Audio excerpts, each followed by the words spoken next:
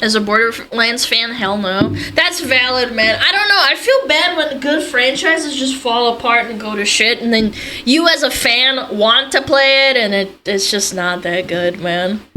But yeah, consume the slap! That's it. I'm going to get one of those signs that sits behind me that says 0 days since last industry controversy. I have never seen so many companies so ready, so willing, such in a rush to try to give players more reasons not to buy their games. I sit back and I read some of this stuff and I'm just like, why can't you guys be normal? Just for like a week. Now we have CEO Randy Pitchford coming forward to say that real fans will be able to find a way to buy their games for $80. Yeah, your real fans, the ones that are dedicated to you and love you no matter what, and then you betray them by releasing literal slop. Brushing off player concerns about price increases and then also turning it into a fandom purity test. That is a bold strategy, Cotton. That is so counterintuitive. Imagine McDonald's is already increasing their prices, and then the Big Mac goes from like $8 to $10, and then they're like, you know what? Real Big Mac enthusiasts, they will buy it for $10 a piece. How would that make you feel? You wouldn't go out and buy the Big Mac. You'd be like, fuck that shit, fuck McDonald's. I'm gonna go Wendy's or something. Let's see how that pays off for you. Fuck this shit. Too many times these publishers and studios are betting on blind consumerism.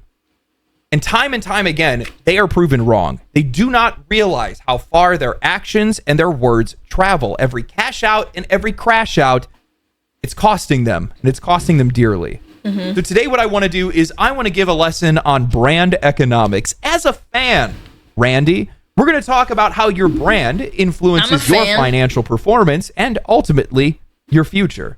Because Borderlands 4 is not the kind of game that I would just assume everybody's going to buy, regardless of how much money they have or how big of a fan they are. Or better yet, used to be. The masses will complain for a couple of months and forget about it and keep buying. I disagree. I think when it comes to monetary value for a game, people really do get put off by how much it costs to do a certain thing or something that they enjoy. For example, you will notice people not going to fast food restaurants as often because it's so expensive. You can't even argue with it. I noticed this back, I think it was like maybe 2 or 3 weeks ago. I just noticed during a peak hour at the drive-through line, there was no one there. I didn't go there myself, but I was like, it is a Tuesday at 6 p.m. and I'm on the corner street trying to turn into another lane, and I saw that fucking the McDonald's line wasn't as poppin' as it usually is. People do care. It's not a one-to-one, but I do think entertainment, like video games, if anything, is actually more of a reason for people not to buy something when it's too expensive, as opposed to, McDonald's, I gotta get it, it's delicious, I get something out of it. With both Nintendo and Xbox increasing their prices up to $80, it's expected that other publishers will fall in line soon. And most players are already wondering which games are going to be the next ones to make the jump. A few developers and executives have already weighed in on the topic, and in a surprising twist, EA CEO Andrew Wilson had already stated that they have no plans to raise their prices at this time, regardless of what the competition does. They say that and then they do it anyway. That statement alone tells you how volatile this topic has become. Players are becoming more price sensitive by the day, not just because of inflation, but because the price of games already went up less than 5 years ago from $60 to $70 and now to $80. 2 points. $90 for early access for Diablo 4, chat. $90. They started doing it with expansions for World of Warcraft too. It's like, if you want early access, you have to wait 5 days or you have to pay extra. Isn't that insane? You used to be able to play just like everyone else at the same time. On a graph is a coincidence, but 3 is a trend. At this rate, people aren't worried about this price hike. They're more worried about the next one. That's why when a fan replied to Randy Pitchford on Twitter with a friendly warning, it resonated. He said, Randy, this game better not be $80. Don't take that risk. A lot of gamers aren't going to pay $80 and feed this notion of constant price increases. You're the CEO. You have some say when it comes to your publisher. It wasn't hostile, it wasn't aggressive, just a reasonable concern from someone looking forward to Borderlands 4 and worried about the fact that it might cost too much. And in response, Randy Pitchford delivered what might be the single worst way to answer a paying customer. A, it's not my fault, and B, if you're a real fan... Do you guys not have phones? Do you guys not have phones? Yeah. You'll find a way to make it happen. My local game store had Starflight for Sega Genesis for $80 in 1991 when I was just out of high school, working minimum wage in an ice cream parlor in Pismo Beach, and I found a way to make it happen. This is the most, look at the ratio, by the way. In 1,900 quote retweets and retweets, 3,600 comments, and 499 likes with 1.7 million. I saw this on Twitter, and I actually just couldn't believe this is real. It ain't 1991 anymore, Unc. Yes, and also in 1991, video games were not popular and as distributed. Of course they were more expensive. Actual boomer take. Right, because nothing says love for a franchise like quietly accepting predatory pricing and bending over at the cash register. Imagine thinking that fandom... And also, that game was probably good, by the way. Yeah. The game was probably good and worth $80. Is only defined by how much financial discomfort you're willing to endure. This isn't just tone deaf. This is loyalty tax disguised as nostalgia. So let's break this down. A multimillionaire CEO in 2025, during an era of a housing crisis, inflation, and mass layoffs, is telling players that if they really cared, they would just behave like he did in 1991 when a game still had a physical resale value, And you get a physical copy, and to top it off, the industry has evolved to not cost as much. The reason why people started saying, oh, well, if you get a physical copy, you get the art, the box, you get a little pamphlet, you get the physical disc that you can always use. You don't even get that anymore. They're cutting down on the cost of production, and they can't even justify it. They're like, okay, digital only, $80. The audacity. Have season passes, deluxe editions, microtransactions, no, you don't get the day one DLC. This isn't PR. This is financial cosplay. He's not relating to players. He is romanticizing economic struggle just to justify an $80 video game. It's that damn avocado toast. I bet you that probably was the second thought that he had popping up in his head. That game that he bought in 1991, it didn't come with a deluxe edition, 4 expansion passes, and a 6-month roadmap. You bought it, you played it, you were done with it. So that's not so different from what Borderlands 4 is going to be today. And that's exactly why this pricing conversation deserves a little bit more care. So no, Randy, your story about saving up while working at an ice cream parlor doesn't justify $80 digital video games. And you could also work as a milkman with $30,000, $40,000 a year and to get a loan to buy a house for a family.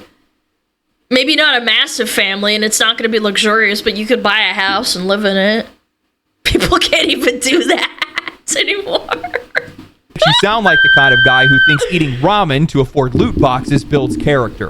Pitchford is right about something, though. Fans will find a way, just not the way that he's going to want them to. They'll wait for a sale, or they will skip it entirely. Some of them are just going to pirate it out of spite, and they're going to do that guilt-free because, unlike Randy, they're not going to be assigning moral weight to a price tag. The best part of this is that other studios picked up on this sentiment. Devolver Digital fired off a surgical strike on Twitter saying that you're going to be able to buy Mycopunk for you and 3 of your friends for the price of 1 copy of I mean, they're farming. I don't blame them. 4. Mycopunk, by the way, is this slick-looking FPS PvE horde shooter that has a demo that's out right now. That game, by the way, you can probably play that with friends for like 100 hours completely free. That's cute. For not wanting to take the L, retweeted Devolver Digital's post with this bizarre response. Mycopunk is cheaper than 1 point of meth. Probably has fewer side effects, too.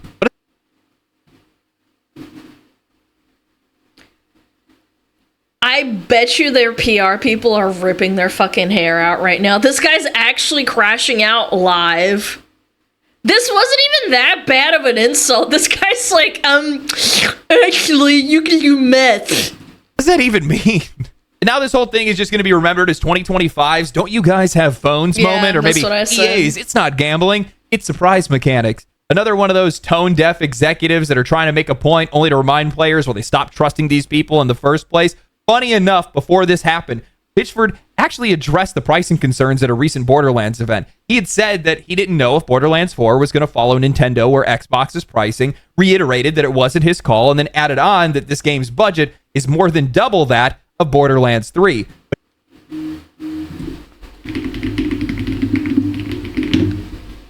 $140 million. So it's over. Let's say it's $300 million.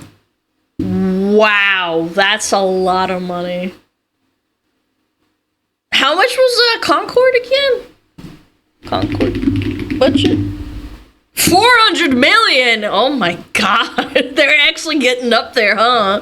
He finished by saying that he believes in this game, that it's great. So they need to have it $80, otherwise they're gonna shit the bed. And that it will deliver at any price point. Oh my god. And honestly, it might, but that's not the issue anymore. The sad part is, this didn't have to be a controversy. If Pitchford just said what he had said at the event, or better yet, said nothing at all, the conversation would have moved on. Maybe people would have grumbled about the potential price hike. Maybe they would wait for a sale, but that would have been the end of it.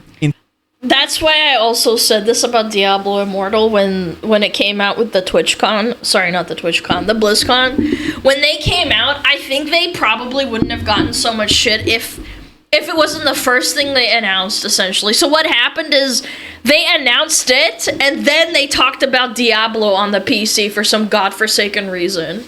If this guy never said anything, people probably wouldn't be as pissed. They'd be like, well, fuck, it's $80. I might wait for it to go on discount. It might shit the bed, but at least they'll sell some copies. You actually unironically threw a wrench into the Streisand effect and made it worse. You're such a dumb fuck. He gave players another reason not to buy his game. One that has nothing to do with the price tag and everything to do with the person behind it. And that's the real problem. It's not just about the $80 price tag. It's about the arrogance, the entitlement, and the complete lack of understanding about how players actually think. Pitchford turned what could have been a calm, consumer-level concern into a loyalty test. He didn't just defend the price, he turned it into a challenge, a line in the sand. And this behavior isn't rare anymore. It's become a pattern across the entire industry. We've seen this time and time again, developers and executives who either don't understand the weight that their words can carry, or worse, they think that they're untouchable because of their titles. Didn't one of the devs of Dustborn, say that the modern audience will come and consume their content?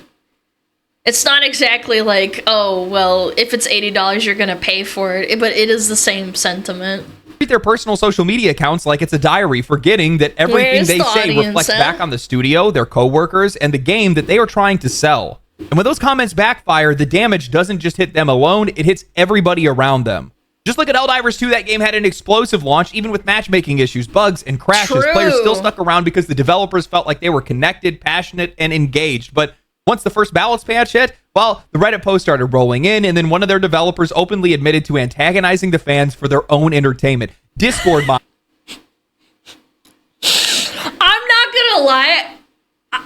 Even if that's true and you were antagonizing them, why the fuck would you make it public? Let the schizo conspiracy Andes figure it out themselves and never actually imply it. Why would you do that? Started banning people using clown emojis on furry art. Then came the now famous "I thought you were refunding the game and leaving" post from one of their community managers during the Sony account leaking disaster. It does not matter how good the game was, the trust was gone. It took nearly a year of them replacing staff, rebuilding goodwill, and delivering real updates for them to be able to recover that audience that they once had by default. Or go look at Starfield. That game's reception was already shaky, but whatever sympathy Bethesda had left had evaporated by the time. Please tell me you're going to play the clip of Todd saying you need a better computer. That their narrative lead, Emil Pagliarulo, logged on to scold players on Twitter saying that they don't understand how hard it is to make games. Wait, it's not even that. It's actually one of the devs. It's really hard to make. Chat, I'm telling you, it's the same thing as when streamers complain about their job. Like, yes, it's a fucking job, but it's not that fucking hard. You're not breaking your back in the coal mines, man. Your life is so much cushier and easier than like 90% of jobs that have like 9 to 5s or like backbreaking labor, man.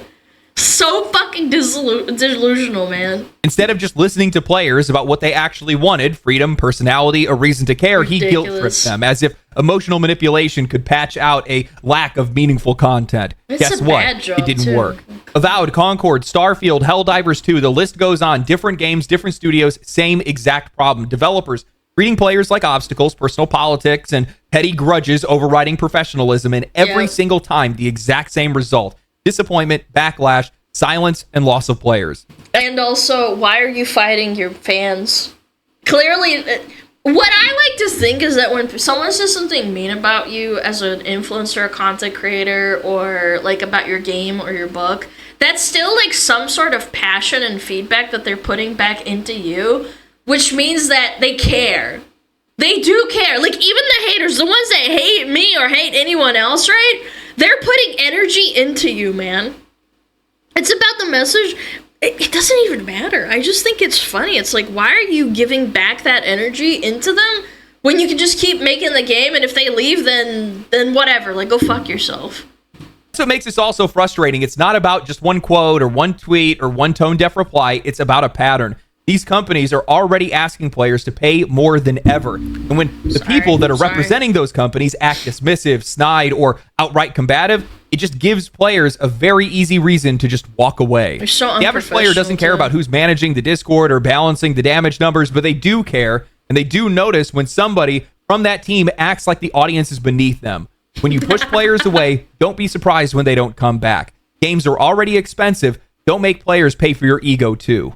I genuinely think that these companies underestimate how many people use social media, which makes a lot of sense seeing how much they spend on their marketing budgets, but it doesn't take a whole lot to come across a stray quote or a headline. You don't have to be watching videos like this. If you are remotely interested in Borderlands, there's a good chance that you're going to be scrolling Twitter or Reddit or YouTube or whatever. You get it recommended to you too. As soon as I start looking at games, like any games, I automatically get that algorithm filtered into me, and I think that happens to everybody else as well. It might be, and you're going to see something, and all of a sudden somebody that had passing interest in something is going to pass entirely.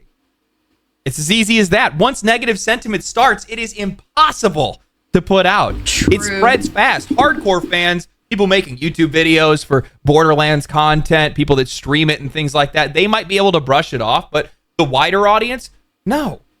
The people that have been burned before. And also you talking about your, like, responding to harsh criticism or people being mean to you shows that you're insecure and you're not confident in what you do. Like, I've been shit-talked before and people said nasty things and everybody gets that, but you're not supposed to address it.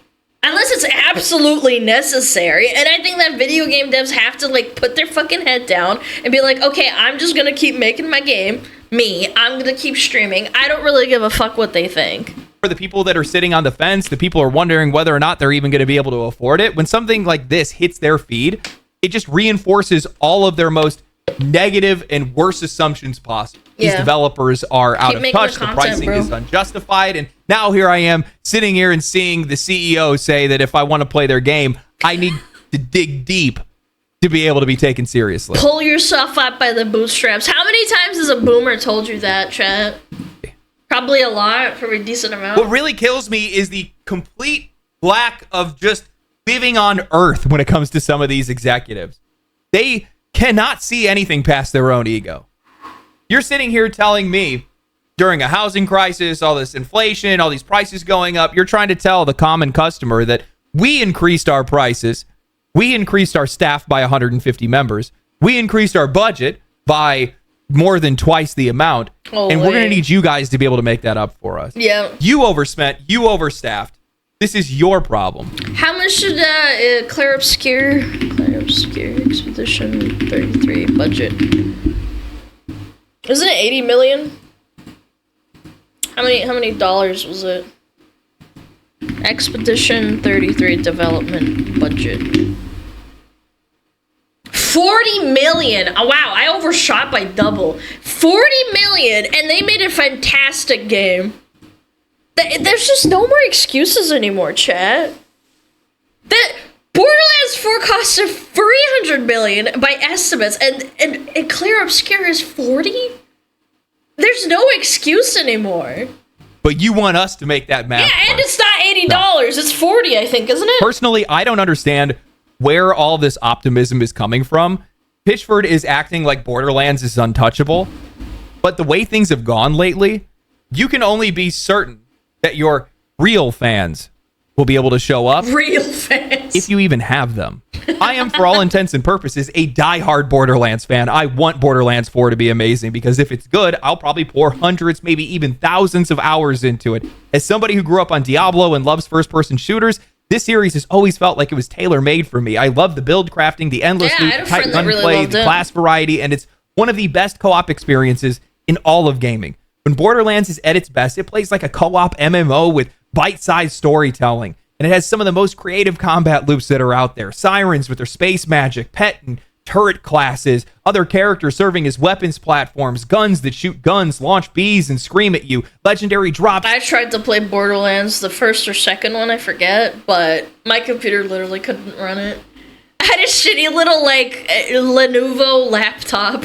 That completely change your playstyle. True Vault Hunter mode, raid bosses, DLC that actually matters. And it's one of the last remaining franchises that hasn't thrown itself headfirst into live service hell. No battle passes, no seasonal resets, no login bonuses or overpriced skin bundles. Just a complete experience packed with content straight out of the gate with expansions that actually expand on something. In a lot of ways, Borderlands is a reminder of what games used to be before monetization warped the entire genre. But that's the thing. What Borderlands represents... And that's another thing. You're paying $80 for a game, and then they want you to, have a cosmetic store, fucking DLC.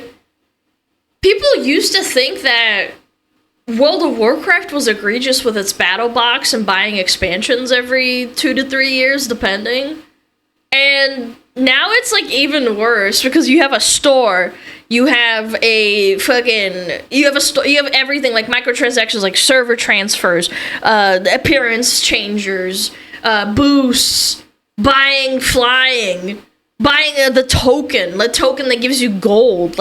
Oh my god, man. It's egregious and people eat that shit up and nobody criticizes them. And what Borderlands has become are two completely different things. And what I don't think Gearbox has acknowledged or maybe hasn't realized is that Borderlands has a reputation for the few, not the many. On paper, this franchise is still giant. 93 million copies sold, a long list of mainline titles and spin-offs, massive brand recognition, but you zoom in and it starts to tell a different story. Borderlands 2 alone counts for 30 million of those sales. And just because a franchise has legacy doesn't mean that audience is going to show up again. Look at Dragon Age the Veilguard. I was literally about to bring it up. Really? People love Dragon Age, and they still didn't play the game. Yeah, even though, according to some people, it was a 6 out of 10. I don't know. I kind of probably disagree, but yeah.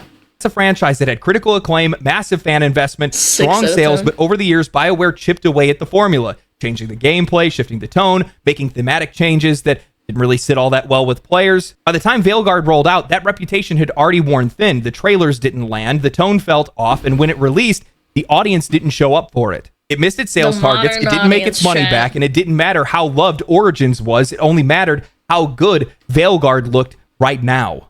Borderlands is not immune to that. Legacy can only get you so far when each new entry leaves a worse impression than the last. IGN gave it a 9 out of 10. IGN gives a lot of shit 9 out of 10. Yeah, let's not get it twisted. Oh my god, dude. Someone said something, hold on, it kind of caught my eye. Oh yeah, Doom the Dark Ages, people fucking thought it was ridiculous that it was $70, wasn't it? Yeah. It's $70. People aren't showing up. Have you seen the Steam charts for it? Sequel was the first sign of this. It reused assets, leaned heavily on recycled systems, and told a side story that nobody asked for. It is still the worst-selling game in the series. Then came Borderlands 3, a mechanical leap forward that modernized the gameplay, selling 22 million copies, but it dropped the ball entirely when it came to writing and tone. I have a love-hate relationship with Borderlands 3. I love playing it, but I hate the fact that I'm playing that game specifically. The gameplay loop is incredible, but every time a character opens their mouth, I want to mute the game. They followed up... I remember I watched a video almost 2 years ago about millennial writing, and Borderlands 3 had one of the worst dialogue I had ever seen in a video game. Like, top 10 for sure. Really bad. One of gaming's most iconic villains, Handsome Jack, with 2 live streaming space influencers narrating your every move. They leaned hard into this influencers thing, and even harder into the worst kind of millennial irony. Surface level references, smug quips, and jokes less funny than watching The View. And probably the most damning part of the game, they killed off beloved legacy characters and shoved new ones in your face like you were supposed to care. Especially Ava, one of the most grating, self-important characters I've ever seen shoehorned into a major franchise. The whole thing had this weird, forced female empowerment thing that was going on. Why can't female empowerment just be like power? Like, for example, this is a really good one. Lilith, as in not this Lilith, but from Diablo 4, she's a powerful female character. She doesn't have to announce that she's powerful. Fuck Ava. This chick. She's the new one, right? They never had her before. She sucks. Yeah, or Ciri. She's like actually powerful. But it was all corporate branding on top of these characters. It just didn't land. It didn't work. It was bad. Nobody and the wants damage to play didn't this end shit. there. The backlash from Borderlands 3 carried directly into Tiny Tina's Wonderland, a game that should have been a slam dunk. Expanding on the franchise's most beloved DLCs and turning it into a full game should have meant something, but the reception was room temperature, safe, forgettable. By the time it launched in 2022, a lot of the longtime fans had already tapped out. The writing hadn't matured, the humor hadn't evolved, and critically, the end game was just non-existent. DLC never fixed that issue, and for a series known for replayability, Wonderlands gave players very little reason to come back. That's so post sad, the peak dude. of Borderlands 2, you've already expended much of this franchise's reputation and it burned out longtime fans, but I don't even think winning back old fans is going to be Borderlands 4's biggest problem. The issue that they're going to be running into is the damage that's been done to the brand, because Borderlands isn't just competing with other games, it's competing with its own reputation. I really hope one day that they have an indie game that just there's like this indie revolution of making games in response to bad corpo-induced games, man. Yeah, and the movie too. The movie was such ass. Why did they make the hottest character in the franchise some old lady? Some old ass actress.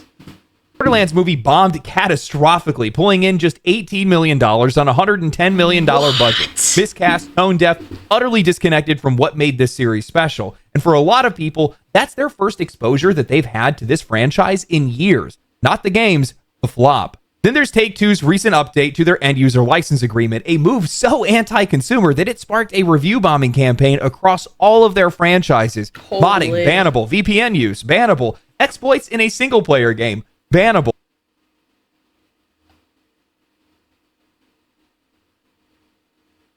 What? I understand, like, suspending or punishing, but permanently banning people for exploits in a single-player game?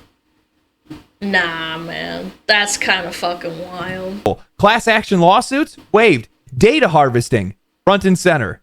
Meanwhile, their competition hasn't just caught up. It's already past them. Deep Rock Galactic, Remnant 2, Helldivers 2, Risk of Rain 2, Monster Hunter Wilds, Rust, Lethal Company. The co-op space is stacked right now. Some of these games are cheaper, some of them are free, and most of them feel fresher and more ambitious than what Borderlands has been offering lately. All of this leading up to the real question, who is this game even for anymore? Because the people that grew up with Borderlands 2, they've grown up. They're in their late 20s, 30s, or 40s now. They have kids, careers, limited time, and they're not lining up to drop $80 on a franchise they used to love just because it says it's back. Oh, and then the best part is what they do with these old fans that don't have as much time anymore. They make them pay to progress in the game. Blizzard does this too. If you want, you better swipe your little credit card to move ahead. That's what they're gonna ask for next. I'm pretty sure they do this in COD too. You can like buy certain guns to like progress a gun further or something. I remember reading about it. It kind of shocked me. They want value, they want trust, and they're not seeing either. And Gen Z players, they didn't grow up on Borderlands 2. They came up through Fortnite, Minecraft, Roblox, games that speak an entirely different language. Yeah. Their first impressions likely came from Borderlands 3, Wonderlands, or the dumpster fire of a movie. None of that reflects Borderlands at its peak, and none of it really sells the fantasy. And that's what makes this all so risky, because legacy players aren't impressed and new audiences never cared in the first place. Then who's going to be left to rally around this game? The modern audience that will be catered to. Body type 1 and 2. Ugly female customization. Men bad. Female empowerment. Yeah. Yeah, that's who's gonna come, chat. 6 years have passed since Borderlands 3. That's long enough for a generation of players to move on and forget or form new habits. And the longer that you're gone without momentum, or in the case of Borderlands, killing your own momentum, the harder it is to claw back relevance. You need every advantage that you can get. You need a pitch that resonates beyond your core audience. But instead, Pitchford's comments feels like he's betting on legacy, like Borderlands is still a guaranteed seller, and it's not. And even if longtime fans do return, telling them to find a way to pay $80 is a hell of a tone to strike. It does not build trust, it builds resentment. It makes the franchise sound like it's still stuck in 2012, riding on the high of Handsome Jack and nostalgia, but that world is gone. So this is a different industry, a different audience, a different world, and Borderlands doesn't get to act like it's the only game in town anymore. Someone said earlier that this guy, Randy, whatever his name is, Pitchford, he's been doing this for years, and I do have to wonder, why don't they just bar him from, like, using social media? Why? Why are they letting him, like, sabotage their fucking game? So yeah, while Pitchford might think that real fans are going to find a way, the reality... He's the boss? Yeah, but investors, they can call on him to, like, stop, chat. You can absolutely do that. ...is, some of them won't, some of them didn't, some of them are going to see the price, they're going to remember the quote, the jokes, the movie, and they're just going to walk away, because even the most loyal players eventually stop showing up when the brand they loved stopped speaking to them. As a Borderlands fan, this hurts to say, but everything past Borderlands 2 has not aged well. True. Not at all. In fact, the writing, the characters, the themes that they use, the jokes that they use, it's cringe. And cringe is not going to move copies. And that's one of the reasons why the narrative lead for Borderlands 4 came forward and said, hey, this game's going to be much more darker, it's going to be much more grounded, it's going to be a little bit more serious, and I hope... They said the same fucking thing for Diablo 4. They said that they were gonna go back to their roots of, like, Diablo 2 and not be as, you know, as focused on Diablo 3 aesthetic, and Diablo 4 wasn't even really that great. Like, it was kinda, but, like, it just didn't feel the same. It was very artificial, and the story blew ass. D4 printed a lot of money, though. I don't think so. I think Diablo Immortal made more money than Diablo 4, and yeah. That's the direction that they go in. Because people's opinions are based off of their first impressions, and this series has not done a good job with first impressions for quite a few years. I want this game to be good. God, do I want this game to be good. But Gearbox does not have a leg to stand on when talking about betting on fan loyalty, because you've burned that for the last decade. Real fans are going to find a way. Yeah. I don't think that they understand how far their words carry. Pitchford obviously has a lot of confidence in this game, and I think that's really important to have. You want to be confident about the game that you're making. You need to lead with that. Why wouldn't you just say, I don't control the price, but whatever that price is, I can promise you that we will deliver on it.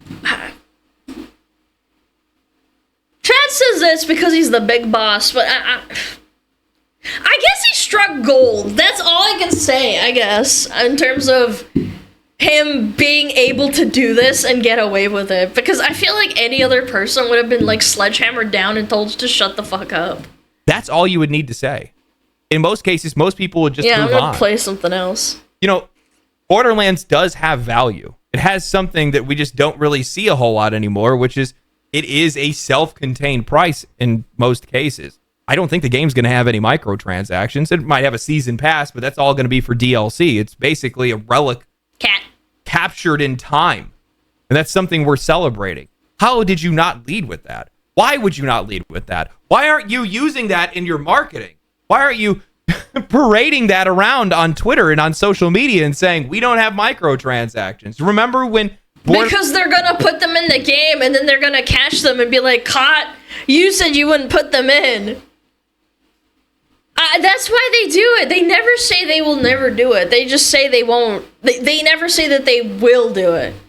Larian Studios had on Baldur's Gate 3's website the little FAQ that says, we believe in having a self-contained experience and no microtransactions and delivering on the price of the product or whatever it says. But it's not a corpo. That Larian isn't a corpo yet. Viral. An FAQ in the bottom of the website went viral. Why aren't you doing that? Do these companies really not know how the internet works? I don't think they do. Anyway, hope you guys enjoyed the video. No, if you guys did enjoy the video, like the video, share the video, comment down below, subscribe to the channel, follow me on Twitch, follow me on Twitter, and I'll catch you guys in the next one. Stay cool, stay righteous, stay safe. Family. Family. Family. Family. Family. Family. Family. Family. Family. No, man. Dude, this one is good. Jesus Christ! What? How did that play? That's it. What the fuck? That was loud. No, yeah, no. I genuinely think that all the corpo owned AAA games, they're going to die. They're going to perish eventually. It might take, I think it'll take probably like 10 to 20 years, but I think it will